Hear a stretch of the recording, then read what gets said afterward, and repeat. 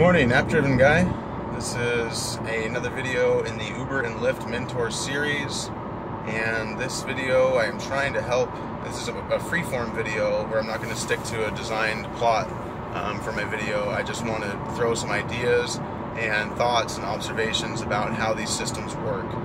I understand it's kind of touchy. A lot of drivers prefer just Uber or just Lyft, and they have the reasons for it, and I respect all of that. And I prefer to run both at this time. For me personally, is how it works best. Okay, so these systems compete for you. The computers are just very smart. It's not people sitting there making decisions going, oh, we should send this guy a better offer or a better incentive or a better guarantee because we like him. It's just all a computer system seeing how many orders you're taking, your success rate, your ratings, and then they send out incentives or guarantees based on that. It's the same way they control prime time and surge. It's just all done by the computer. It's all supply and demand.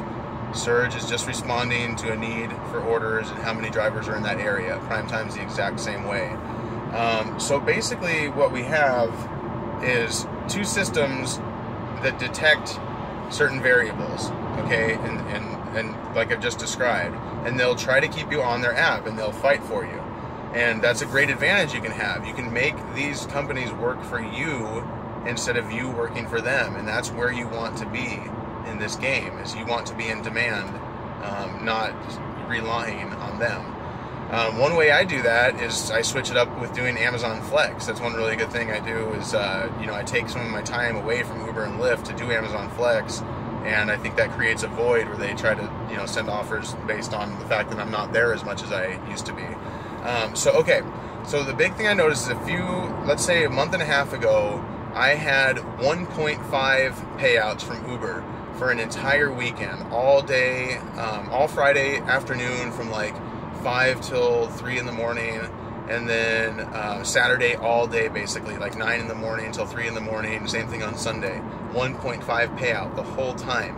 And I'm just sitting there going, okay, this is crazy, like, I'll take it. I'm not even going to turn on Lyft at all because I'm getting paid 1.5 from Uber nonstop. And so I did that for a whole weekend, and then I found that went away and turned to 1.2. And so I'm going, okay, so they got me working for them full time. Now they're just going to do it to 1.2. That's fine. And then immediately Lyft sends me email saying, hey, you got a huge guarantee coming up. You can work for us this weekend and we'll give you $35 an hour guaranteed. And you only have to take one order per hour. Really easy softball guarantees to make to lure me back onto their platform. And so as soon as I started doing those guarantees for Lyft for a full weekend, it was great. I made a ton of money over there. I was just leaving Uber off because it wasn't paying as good, and I was able to hit my 20% power driver bonus. So I found in 1 week with Lyft, I took 55 rides, because that was my minimum to get my power driver bonus. I took 55 rides, actually it's 57. And then I made $720 total with my tips and my ride earnings. So $720, 57 orders. That's pretty good. I felt good about that.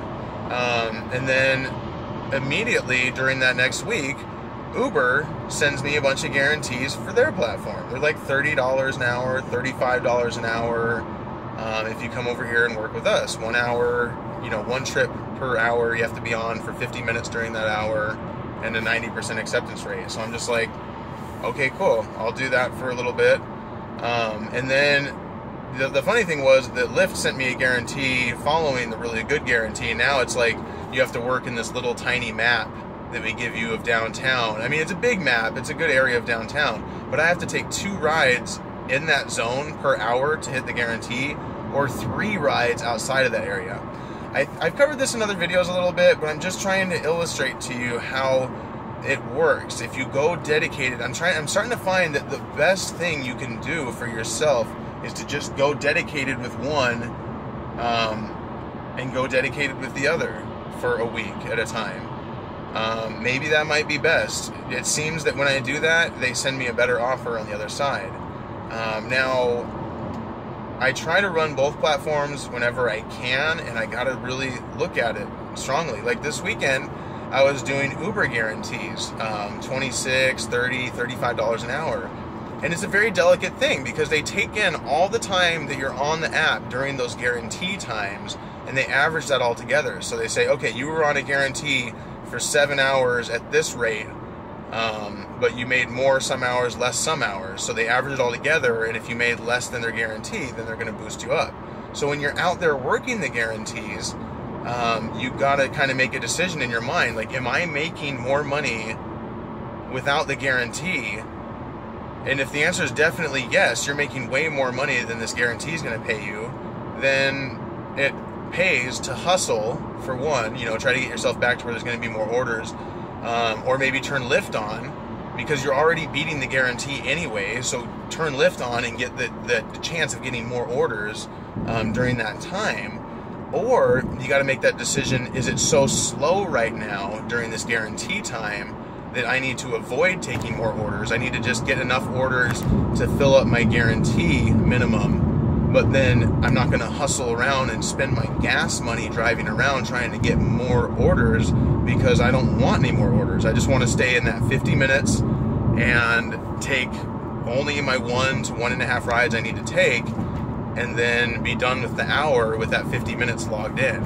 And you got to be careful too with the guarantees, because you have to be on the app 50 minutes, which means if you log into your app at 12:10, for example, you miss the guarantee, because that time period stops at 12:09 and 59 seconds. Right when it hits 12:10, that 10 minutes of the hour is gone, and you're starting from there, and so you're not in the guarantee anymore. So you have to log into your phone before 10 minutes into the hour, or you can log out of your phone.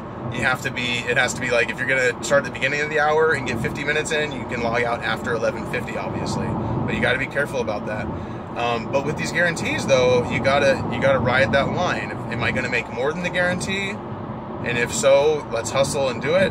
And if I'm gonna make less than the guarantee, just chill out and let it be. Because also with the guarantees, they're sending these out to a lot of other drivers at the same time. Uber's kind of hurting in Portland right now, Portland, Oregon, because Lyft is taking over so aggressively that Uber is having to send out all these guarantees. So what I found last night was there was 1 million Uber drivers just downtown sitting around. I could watch them on my regular Uber app, the Uber Rider app, just everybody just wandering around downtown, just like, why is nothing happening? Why is nothing happening? And it's because they're all on the guarantee. And then I turn on Lyft just to look at the prime time, and prime time's going crazy. They're just like, so many orders going on because Uber drew enough of the drivers away from Lyft to make it to where Lyft demand was insane. And they couldn't keep up with it, because all of a sudden all the drivers are on Uber. It's just these tactics that they use to draw the drivers away, to make it harder for the other company, so that their riders will build, they'll build less trust with their riders, and then they win that way. So Uber's paying the drivers more to stay on their side, but they're decaying Lyft's business by being like, hey, it's harder to get rides all of a sudden through Lyft. And riders don't understand all the politics, so they're just like, I can get a ride quick with Uber, I can get a ride quick with Lyft, I'm going to go with that one right now.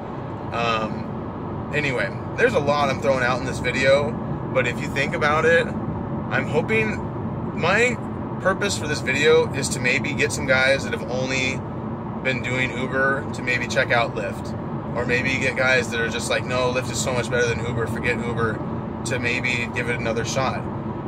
And be in demand. I'm telling you, I work with Postmates, Amazon Flex, Uber, Lyft, Wings, and I'm in a spot where I feel like they're just competing for my time, and I can kind of pick and choose the ones that are the best. And when you're only beholden to one company, you're at their disposal, and it's like, you're gonna get these guarantees and that's it. And the computer knows when they've got you locked down. But that can be good though. If you're doing a ton of orders, I've heard if you're doing a ton of orders a week through Uber exclusively, you get great deals, and that's great. I'm a greenie still at this. I admit that I'm a novice, but I think I understand some things pretty deeply as far as that goes.